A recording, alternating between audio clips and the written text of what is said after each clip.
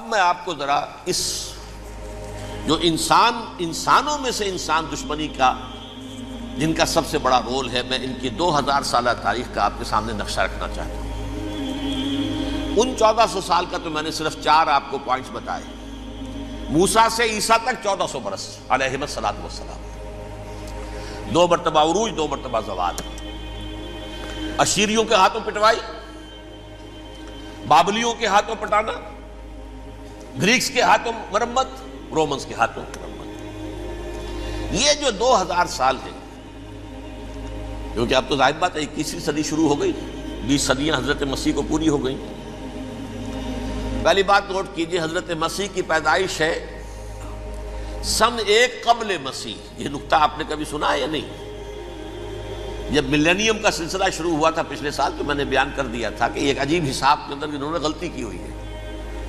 حضرت مسیح کی پیدائش ہوئی 25 دسمبر کو، سن انہوں نے شروع کر دیا، جو اس کے بعد جنوری آئی تو پہلا سال شروع ہو گیا۔ اگر جنوری سے پہلا سال شروع ہوا تو یہ 6 دن جو ہے تو اس کے پچھلے سال میں تھے، لہذا کہا جائے گا کہ Jesus Christ was born 1 year before Christ, BC۔ تو 1 قبل مسیح میں حضرت مسیح کی پیدائش ہوئی۔ یہ آخری اسرائیلی نبی اور رسول۔ یہودی علماء کی مخالفت، دشمنی، سولی پر چڑھوا دینا میں بیان کر چکا ہوں۔ سن 33 عیسوی میں جبکہ حضرت مسیح کی عمر 33 برس تھی، اللہ تعالیٰ نے انہیں زندہ آسمان پر اٹھا لیا، لیکن یہودیوں نے اپنے خیال کے مطابق انہیں سولی پر چڑھوا دیا، ان کی موت واقع ہو گئی۔ اگرچہ اس کے بعد یہ اختلاف ہے ان میں، یہودی کہتے ہیں وہ سولی پر چڑھ گیا، ختم ہوا، مر گیا۔ عیسائی کہتے ہیں نہیں، انتقال ہوا ہے مسیح کا صلیب پر، لیکن پھر وہ دوبارہ زندہ ہو گئے ہیں۔ ان کی لاش ایک غار میں رکھ دی گئی تھی، وہاں ریزریکشن ہو گیا، ان کا باعث بعد الموت وہی ہو گیا، اور پھر انہیں اللہ نے زندہ آسمان پر اٹھا دیا۔ تو ہمارے اور عیسائیوں کے درمیان نوٹ کر لیجئے، یہ چیز مشترک ہے کہ حضرت مسیح آسمان پر زندہ اٹھائے گئے۔ فرق کیا ہے؟ وہ سمجھتے ہیں کہ سولی دیے گئے، سولی پر مرے، پھر زندہ ہوئے، پھر گئے۔ ہم سمجھتے ہیں کہ نہیں، وما صلبوہ وما قتلوہ، انہوں نے نہ صلیب دے سکے انہیں اور نہ انہیں قتل کر سکے، بل رفع اللہ الیہ، اللہ نے اٹھا لیا۔ پھر ہمارا اور یہ اس کا عیسائیوں کا ایک اور اتفاق ہے، سیکنڈ کمنگ آف جیسس، حضرت مسیح دوبارہ آئیں گے۔ یہ عیسائیوں کا بھی عقیدہ ہے اور ہمارا بھی۔ بہرحال تو جیسا کہ میں نے عرض کیا کہ اس وقت یہ عذاب استیصال، عذاب اکبر کے مستحق ہو چکے تھے، لیکن اللہ نے ان کی مدت دراز کی ہے، لیکن ان پر دنیاوی عذاب کا ایک کوڑا جو ہے اللہ تعالیٰ کی طرف سے اسی وقت برسا۔ دنیاوی عذاب دنیا میں رہتے ہوئے ختم نہیں کیا گیا۔ 37 برس بعد حضرت مسیح کے رفع سماوی کے 37 برس بعد سن 70 میں یہودیوں نے بغاوت کی رومیوں کے خلاف۔ رومی ٹائٹس جنرل تھا ایک، اس نے پھر جو حملہ کیا ہے، 1,33,000 یہودی ایک دن میں قتل کیا یروشلم میں، اور ہیکل سلیمانی گرا دیا۔ وہ ہیکل پہلے بھی گرا تھا، پہلے 1400 سال کے دوران میں بھی نبوکدنضر نے گرایا تھا، لیکن پھر اس کے 150 سال بعد انہوں نے دوبارہ بنا لیا تھا، اس لیے وہ اسے سیکنڈ ٹیمپل کہتے ہیں۔ پہلا ٹیمپل جو حضرت سلیمان نے بنایا تھا، نبوکدنضر نے گرا دیا 587 قبل مسیح میں، پھر دوبارہ انہوں نے 150 سال کے بعد بنا لیا۔ وہ اس تاریخ کا حصہ ہے، میں نے جس کے بارے میں آپ کو تفصیل نہیں بتائی۔ اس میں یہ ہوا سن 70 میں وہ گرا دیا گیا، وہ آج تک گرا پڑا ہوا ہے۔ نمبر 2، یہ کہہ دیا گیا کہ یہودیوں اس ارض فلسطین سے نکل جاؤ، تم یہاں نہیں رہ سکتے اب۔ لہذا جس کا جہاں سینگ سمایا چلا گیا، یورپ میں چلے گئے، ایشیا میں آ گئے، عرب میں آ گئے، یہ 3 قبیلے جو رات بھی میں نے عرض کیا تھا، بنو قینقاع، بنو نذیر اور بنو قریظہ، یہ وہاں سے آ کے مدینے میں آباد ہو گئے۔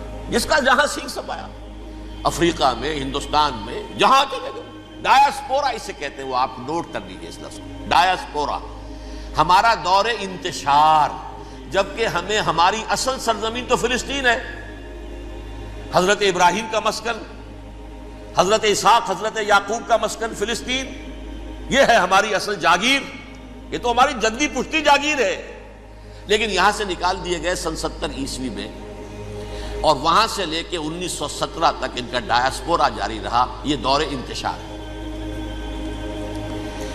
اس دور انتشار کے اب چند حصے ہیں جس کو میں چاہتا ہوں کہ آپ علیحدہ علیحدہ سمجھ لیں۔ دور انتشار کا جو پہلا جو ہے تقریباً 300 برس رومی حکمران تھے، وہ یہودیوں کے بھی دشمن تھے اور عیسائیوں کے بھی دشمن تھے۔ عیسائی اور یہودی ایک دوسرے کے بھی دشمن تھے، لیکن رومی سمجھتے تھے کہ یہ ایک ہی تھیلی کے چٹے بٹے ہیں۔ رومیوں کے نزدیک عیسائی بھی یہودیوں ہی کا ایک فرقہ تھے، کوئی علیحدہ مذہب تو تھا ہی نہیں۔ لہذا رومی جو ہیں رومنز، وہ ان دونوں کو ستاتے تھے، مارتے تھے، اور یہ آپس میں لڑتے تھے۔ یہودی عیسائیوں کو مارتے تھے، عیسائی یہودیوں کو مارتے تھے۔ یہ ہے 300 برس تک کی تاریخ۔ سن 300 عیسوی میں کیا ہوا؟ ایک معجزہ ہو گیا۔ بہت عظیم ایمپرر کانسٹینٹائن، قسطنطین اعظم، رومن ایمپررز میں سے بہت بڑا ایمپرر، وہ عیسائی ہو گئے۔ اب تو معاملہ بالکل تلپٹ ہو گیا، پوری سلطنت عیسائی ہو گئی۔ اب عیسائیوں کے عیش ہو گئے اور یہودیوں پہ مار پڑنی شروع ہوئی۔ اب عیسائیوں کا آپ خود سوچئے کہ جنہیں وہ خدا بنا بیٹھے ہیں، خدا کا بیٹا قرار دے رہے ہیں، ان کے قاتل کون؟ یہودی بدماش۔ لہذا ان کی وہ پٹائی شروع ہوئی ہے یورپ میں، پوری رومن امپائر میں انہیں ذلیل کیا گیا۔ شہروں میں آمد بند، علیحدہ رہو، گھیٹوز کے اندر رہو۔ یہودی کا نام جو ہے وہ گالی بن گیا، جیسے آج بھی یہودی گالی کہتے ہیں، جیسے خنزیر کا لفظ، آخر وہ بھی اللہ کی مخلوق ہے، لیکن آپ کو معلوم ہے کوئی شخص زبان پہ نام نہیں لانا چاہتا خنزیر کا، سور کا، ہے تو مخلوق، وہ بھی ایک حیوان ہے۔ ایسے ہی یہ ہے یہودی، یہودی گالی، جیوٹ گالی۔ لہذا ایک طرف تو ان دونوں کے درمیان دشمنی، جس کو قرآن کہتا ہے وَأَغْرَيْنَا بَيْنَهُمُ الْعَدَاوَةَ وَالْبَغْضَاءَ، ہم نے ان کے مابین دشمنی جو ہے پیدا کر دی ہے۔ اور جب یہ پوری سلطنت عیسائی ہو گئی تو قافیہ تنگ ہو گیا یہودیوں کا۔ اب آئیے 571 عیسوی، یعنی جبکہ ڈایاسپورا کو کتنا عرصہ ہو چکا تھا؟ 500 برس۔ سن 70 سے شروع ہوا نا ڈایاسپورا، جب ٹائٹس نے گرایا ہے ہیکل کو اور نکال باہر کیا انہیں فلسطین سے، بھاگ جاؤ یہاں ایک یہودی بھی نہیں رہے گا، فلسطین سے نکال دیے گئے۔ اس کے پورے 500 برس بعد سن 571 عیسوی میں حضور کی پیدائش ہوئی، ولادت باسعادت محمد الرسول اللہ صلی اللہ علیہ وسلم۔ 610 میں آپ پر وحی کا آغاز ہوا، لیکن حضور کے ساتھ ان کا معاملہ کیا رہا؟ اول تو جبکہ حضور ابھی مکے ہی میں تھے، یہودیوں نے ریشہ دوانیاں شروع کر دی حضور کے خلاف۔ قریش مکہ کو سکھاتے تھے، پڑھاتے تھے، ان سے یہ پوچھو، ان سے یہ پوچھو، یہ اس طرح تنگ کرو، ان سے یہ امتحان لو، یہ آپ کے علم میں ہے۔ سورہ بنی اسرائیل میں، سورہ کہف میں وہ سوالات، جو امتحانی سوالات آئے تھے، ذوالقرنین کون تھا، اصحاب کہف کون تھے، تم رسول بنے پھرتے ہو تو بتاؤ، اور یہ روح کی حقیقت کیا بتاؤ۔ یہ ساری ریشہ دوانیاں کر رہے تھے بیٹھے ہوئے، ابھی وہیں پر حضور ابھی پہنچے بھی نہیں۔ ہجرت فرما کر حضور تشریف لے آئے تو حضور نے، جسے ماسٹر سٹروک کہا جائے گا، یعنی اسٹیٹس مین شپ کا ماسٹر سٹروک، آپ نے مدینے میں آتے یہودیوں کے ساتھ پیکٹ کر دیا، جوائنٹ ڈیفنس پیکٹ آف مدینہ، کہ اگر مکے والے ہم پر حملہ کریں گے تو ہم مل جل کر ایک قوم کی حیثیت سے مقابلہ کریں گے۔ یہ میثاق مدینہ کہلاتا ہے، جس کے بہت غلط معنی پہنائے جا رہے ہیں آج کل۔ بہرحال میں موضوع میرا چونکہ یہ نہیں، میں ادھر نہیں جاؤں گا، لیکن ہوا کیا؟ ہر مرتبہ یہ خیانت کے مرتکب ہوئے، ان نے جو عہد کیے تھے ان سے پھرے، اندر ہی اندر سازش، ریشہ دوانی، حضور کی بدترین دشمنی۔ سورہ نساء کی آیت نمبر 12 میں 14 میں 13 میں فرمایا ہے لا تزال تطلع علی خائنۃ منہم، اے نبی ہمیشہ آپ کے علم میں ان کی طرف سے خیانتیں، بددیانتیاں آتی رہیں گی. اور بار بار وہ مسلسل جنگ کی آگ بھڑکاتے تھے. قریش کو دعوت دیتے، آؤ آؤ آؤ ہم اندر سے بغاوت کر دیں گے، تم آؤ تو صحیح، ختم کریں محمد کو اور اہل ایمان کو صلی اللہ علیہ وسلم رضی اللہ تعالی عنہ اجمعین. لیکن پھر جب وہ آتے تھے تو یہ دبک جاتے تھے، ان میں ہمت نہیں تھی. میدان کے مرد نہیں رہے تھے. یہ سورہ حشر میں ان کا نقشہ کھینچا گیا ہے. کھلے میدان میں مقابلے کی اس کے اندر صلاحیت ہی نہیں. یہ تو فصیلوں کے پیچھے سے، جیسے عورتیں کہیں دیہات میں لڑائی ہوتی ہے تو مرد جو ہے گلیوں میں لڑتے ہیں، عورتیں اوپر سے پتھر پھینکتی ہیں، بس وہ کام یہ کر سکتے تھے. من ورائے جدر، فصیلوں کے پیچھے سے، جنگ میں میدان میں نہیں آ سکتے. بہرحال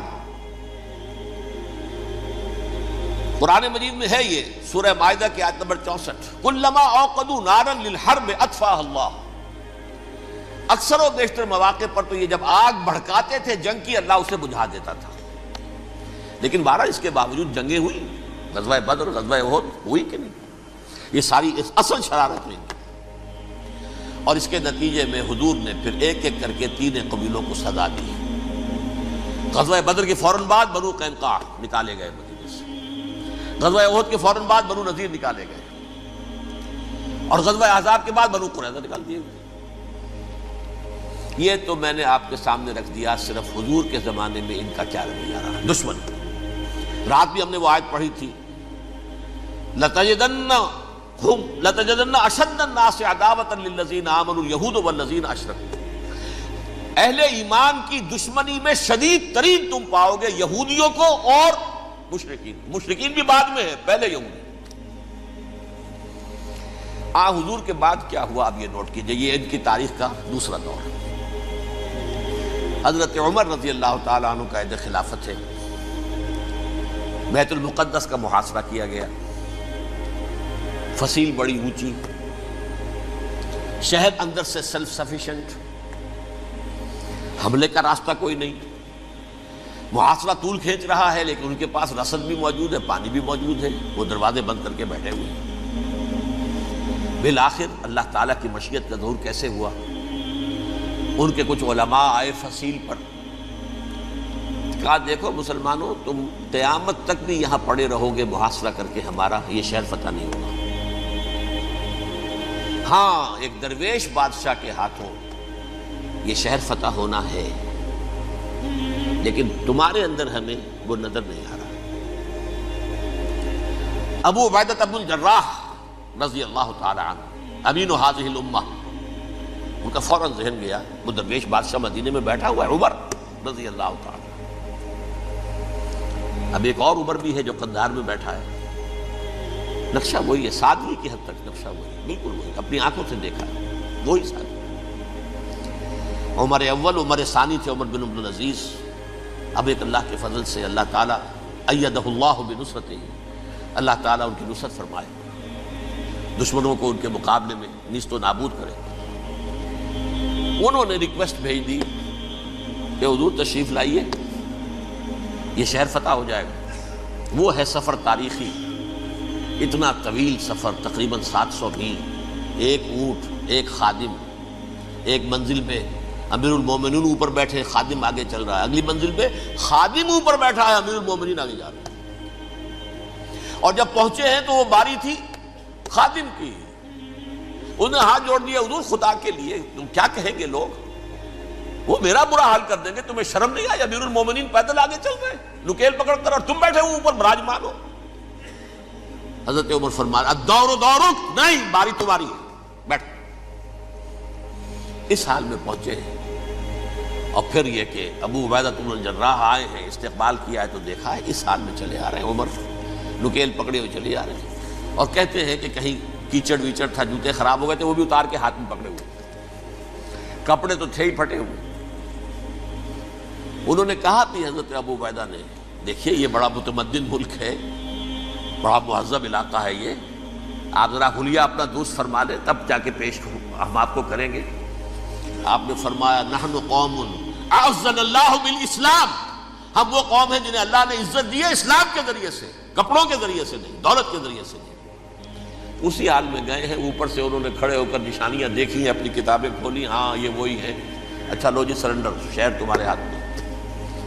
خون کا ایک قطرہ نہیں بہا اور بیت المقدس فتح ہو گیا۔ لیکن اس وقت حضرت عمر نے ایک نرمی یہ کی کہ یہودیوں کے لیے بھی اسے اوپن سٹی قرار دے دیا۔ یہ احسان عظیم حضرت عمر کا، اس سے پہلے یہودی آ ہی نہیں سکتا تھا، داخل ہی نہیں ہو سکتا تھا، وہاں وہ آ کر وزٹ نہیں کر سکتا تھا، زیارت نہیں کر سکتا تھا اپنے مقدس مقامات کی۔ حضرت عمر نے یوں سمجھیے کہ تقریباً 550 برس کے بعد ان کے لیے راستہ کھولا ہے کہ ہاں تم آ سکتے ہو، زیارت کر سکتے ہو۔ لیکن یہ عیسائیوں نے لکھوایا معاہدے کے اندر، انہیں یہاں آپ آباد ہونے کی اجازت نہیں دیں گے، لیکن کم وزٹ دی پلیسز، دیکھیں زیارتیں کریں اور جائیں۔ یہ معاہدہ حضرت عمر کا ہے رضی اللہ تعالیٰ، جو پھر خلافت راشدہ کے بعد بنو امیہ نے بھی اس کو آرڈر کیا، بنو عباس نے کیا۔ پھر جو ہمارے یہ ترکوں میں اندر خلافت آئی تو ترک خلفاء نے بھی اس معاہدے کی پوری پابندی کی۔ فلسطین میں آ سکتے ہیں یہودی صرف زائرین کی حیثیت سے، وہاں آباد نہیں ہو سکتے۔ اب آئیے اگلا دور آیا حضرت عثمان کا دور خلافت۔ یہ ہے وہ وقت کہ اب یہود نے امت مسلمہ کی پیٹھ میں چھرا گھونپا۔ وہ کیسے؟ ایک یہودی عبداللہ ابن سبا اسلام کا لبادہ اوڑھ کر آ گیا، معاشرے کا جائزہ لے لیا، ان میں بنو ہاشم اور بنو امیہ میں جو پرانی کشاکش تھی اس کے کچھ نہ کچھ جراثیم باقی ہیں، اگر ان کو ذرا بھڑکا دے تو مسلمانوں میں انتشار پیدا ہو جائے۔ کہا یہ عثمان کون ہے؟ یہ تو بنو امیہ میں سے ہے، یہ حق تو بنو ہاشم کا ہے، خلافت ان کے پاس ہونی چاہیے، محمد کے تو رشتہ دار وہ ہیں صلی اللہ علیہ وسلم۔ عوام الناس کے اندر بات پھیلنی شروع ہوئی۔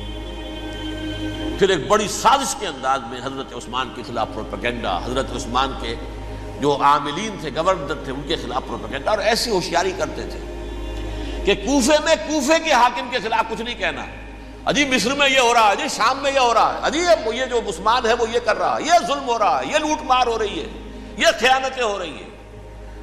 اب نہ تو اس زمانے میں مینز آف کمیونیکیشن، کیسے تصدیق کریں؟ افواہیں تو آپ آج کراچی کے اندر شروع ہو جائے تو پتہ نہیں چل سکتا کسی کو کہ کیا اس میں صداقت ہے کیا جھوٹ ہے، اور بری بات جو ہے فطرت انسانی کی کمزوری ہے وہ فوراً قبول کرتا ہے، کسی کے بارے میں اچھی بات ماننے کو تیار نہیں ہوتا، لیکن بری بات تو فوراً تیار۔ بہرحال یہ فتنہ انہوں نے اٹھایا، حضرت علی کی الوہیت کا فتنہ اٹھایا، حضرت عثمان کے خلاف الفتنۃ الکبریٰ برپا کیا، حضرت عثمان شہید ہوئے۔ اس کے بعد 5 برس تک مسلمان ایک دوسرے کی گردنیں کاٹتے رہے، باہمی خانہ جنگی ہوئی، امت کو وہ زخم لگایا ہے جو آج تک جس سے خون رس رہا ہے۔ یہ شیعان عثمان اور شیعان علی تھے جو بعد میں پھر سنی اور شیعہ ہو، اور آج تک فتنہ کس نے جگایا؟ ایک عبداللہ ابن سبا یہودی اور اس کے کارندے، شیطان کا ایجنٹ، اور انسانوں میں سے بھی اس کے جو بھی حواریین تھے اور شیطانوں کے اندر سے بھی تھے، انہوں نے بھی اس آگ کو بھڑکایا۔ یہ آپ سوچ لیجئے کہ یہ کس نے وہ زخم لگایا؟ یہودی۔ اگلا دور آیا، خلافت راشدہ ختم ہوئی، بنو امیہ کا بھی دور کافی گزر گیا۔ طارق ابن زیاد 712 عیسوی میں حملہ کرتے ہیں اسپین پر۔ اسپین اس وقت عیسائیت کا بہت بڑا گڑھ، بڑے کٹر ترین عیسائی جو ہے وہ اسپین میں تھے، لہذا یہودیوں کی وہاں بہت پٹائی ہوتی تھی، یہ میں بتا چکا ہوں، دشمنی تھی، یہ تو چلی آ رہی تھی عیسائیوں کے ہاتھوں یہودیوں کی، وہ تو سن 300 عیسوی سے ایمپرر کانسٹنٹائن کے بعد سے شروع ہو گئی تھی۔ اس حوالے سے یہودیوں نے اس وقت چالاکی یہ برتی، کچھ راستے واسطے بتائے، کچھ مدد کی طارق ابن زیاد کی۔ طارق ابن زیاد نے انہیں اپنا محسن سمجھا، ہسپانیہ فتح ہو گیا تو یہودی چونکہ محسنین کی فہرست میں آ چکے تھے، انہیں بہت اقتدار نصیب، بڑی سپورٹ مسلمانوں نے دی۔ ان کے بڑے بڑے علماء جو ہیں اسی دور کے اندر پیدا ہوئے، بڑے بڑے تھنکرز ان کے اسی دور میں پیدا ہوئے۔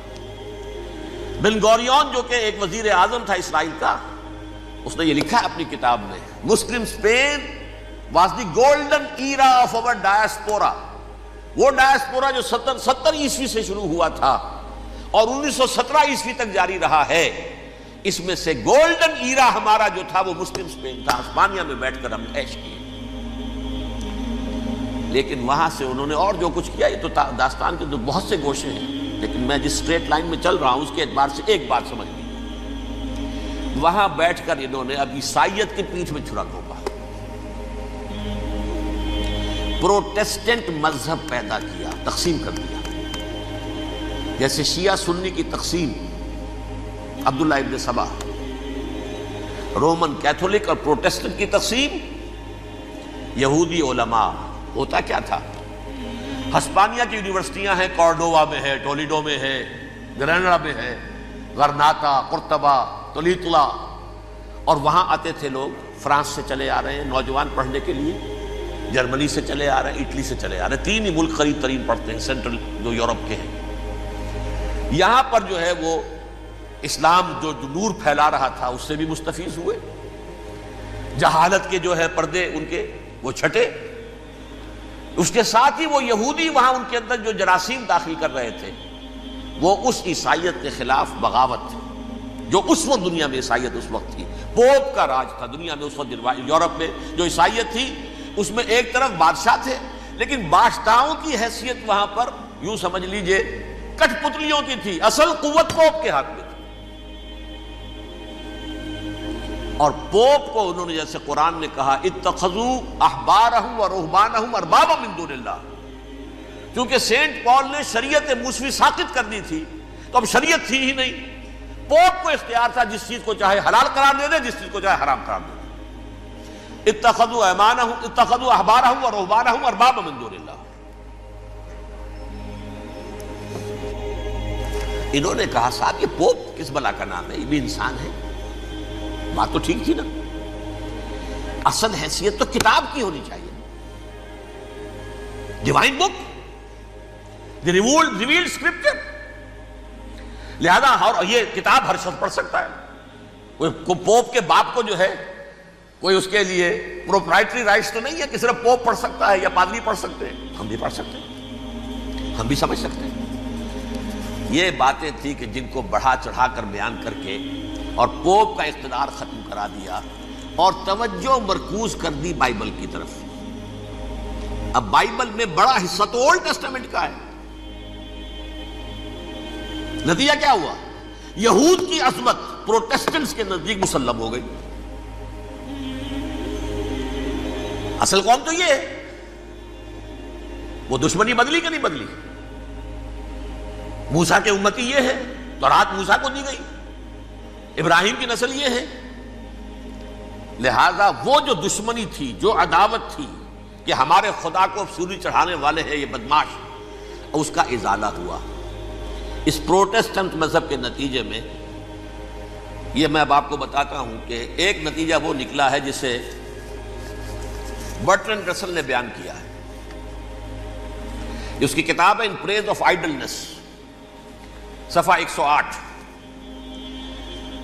وہ لکھتا ہے the Christians retaining the Judaic belief in special revelation added to it the Roman desire for worldwide domination and the Greek taste for metaphysical subtleties. The combination produced the most fiercely persecuting religion that the world has yet known. یہ 3 چیزیں آ کر عیسائیت میں مل گئی. ایک تو جب یہ اولڈ ٹیسٹامنٹ جو ہے وہ ان کے ہاتھ میں آ گئی، اور اس کے میں کچھ آپ کو بتا دیتا ہوں کہ اولڈ ٹیسٹامنٹ کی تعلیمات، کیونکہ یہ اولڈ ٹیسٹامنٹ جو ہے یہ محرف تھی. اصل تورات تو گم ہو گئی تھی 587 قبل مسیح میں، جب پہلی مرتبہ ہیکل جو ہے تباہ ہوا ہے، اس وقت ختم ہو گئی تھی. اس کے کوئی 150 سال کے بعد انہوں نے یادداشتوں سے مرتب کر کے لکھی ہے. اب اس میں ان کے اپنے خیالات، اپنے امانی، اپنی توجیحات وہ شامل ہو گئی. لہذا میں آپ کو حوالے دیتا ہوں اس کتاب کے اندر مظالم کی جو تعلیم دی گئی ہے اہل کتاب نے اپنے مظالم قتل عام کے جواز کے لیے تورات میں تبدیلیاں کی اور پیغمبروں پر دہشت ناکی اور بدترین حرام کاری کے الزامات لگائے. سنیے، پہلا حوالہ ہے یہ گنتی باب 31 آیات 17-18. اس لیے ان بچوں میں جتنے لڑکے ہیں سب کو مار ڈالو، اور جتنی عورتیں مرد کا منہ دیکھ چکی ہیں ان کو بھی قتل کر ڈالو، لیکن ان لڑکیوں کو جو مرد سے واقف نہیں اور اچھوتی ہیں اپنے لیے زندہ رکھو. یہ کسی اللہ کی کتاب کا یہ جملہ ہو سکتا ہے؟ کسی ریویل بک کا؟ اور سنیے، یہ ہے استثناء ڈیٹرانومی باب 20 آیت 16-18. پر ان قوموں کے شہروں میں جن کو خداوند تیرا خدا میراث کے طور پر تجھ کو دیتا ہے، کسی ذی نفس کو جیتا نہ بچا رکھنا، جیسا خداوند تیرے خدا نے تجھ کو حکم دیا بالکل نیست کر دینا. مرد، عورتیں، بچے، بوڑھے سب ختم. یہ کتاب مقدس ہے. اور سنیے، سموئیل باب 27 آیت نمبر 9. اور داؤد نے اس سرزمین کو تباہ کر ڈالا اور عورت مرد کسی کو جیتا نہ چھوڑا. نمبر 4، ان سب آباد شہروں کو ماں، عورتوں اور بچوں کے بالکل نابود کر ڈالا. کتاب استثناء باب 3 آیت 6. یہ ہے جو کہہ رہا ہے برٹرینڈ رسل، کرسچینٹی میں آ کر اب یہ 3 چیزیں شامل ہو گئی. ایک تو یہ باربیرین یہ تعلیم جو ہے، اور یہ مذہب کے نام پہ تعلیم، یہ کتاب مقدس کی تعلیم. نمبر 2، رومنز کے اندر جو ایک تمنا تھی ورلڈ ڈومینیشن کی، وہ عیسائیت کے اندر آ گئی. اس لیے کہ پوری رومن امپائر جو ہے عیسائی ہو گئی، اسے وراثت کے اندر ورلڈ ڈومینیشن کی جو ایک تمنا تھی وہ مل گئی.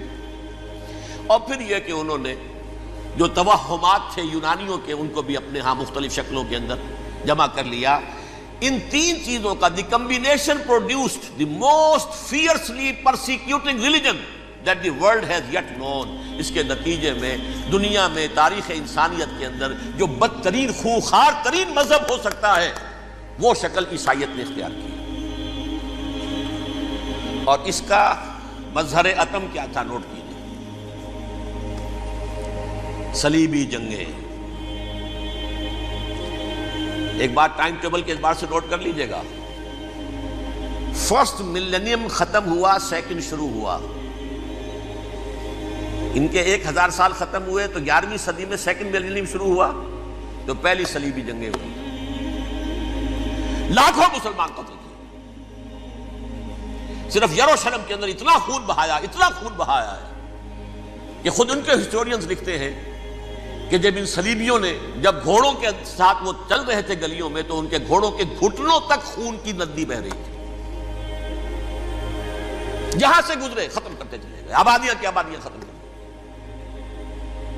اگرچہ اس کروسیڈ میں گیہوں کے ساتھ گھن بھی پیسا، یہودی بھی بہت مارے گئے. یہ فرانس سے، جرمنی سے جب یہ کروسیڈرز آ رہے تھے، 3000 میل کا سفر طے کر کے آئے تھے. سوچئے تو صحیح.